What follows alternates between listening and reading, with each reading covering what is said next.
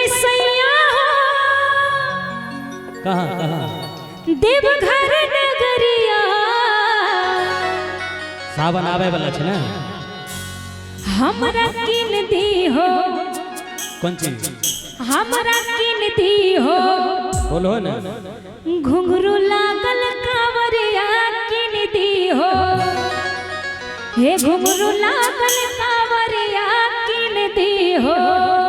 अच्छा देवघर नगरिया तो दूर है, जाने में समय लगेगा। फिलहाल आप नगरिया के बगल में है, सुन लीजिए कि चली जेबे धनिया है खगरिया बजरिया कि चली जेबे धनिया है हो बेगूसराय है बजरिया तोरा कीन देव कि घुंघरू लागल कांवरिया कीन देव। आवा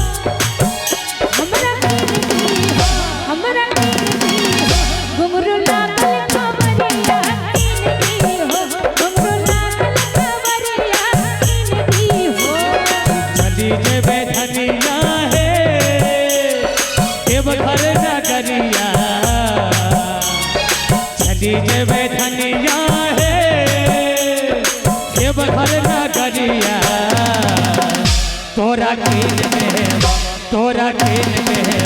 घुंघरू लागल कांवरिया कीन देवा घुंघरू लागल कांवरिया कीन देवा।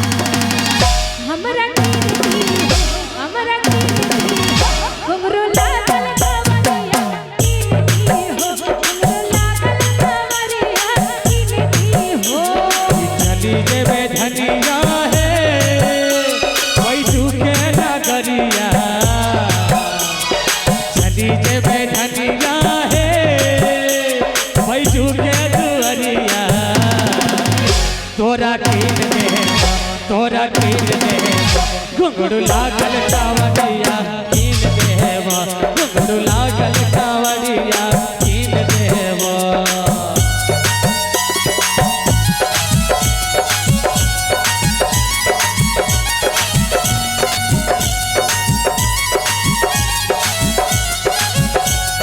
जय हो बाबा।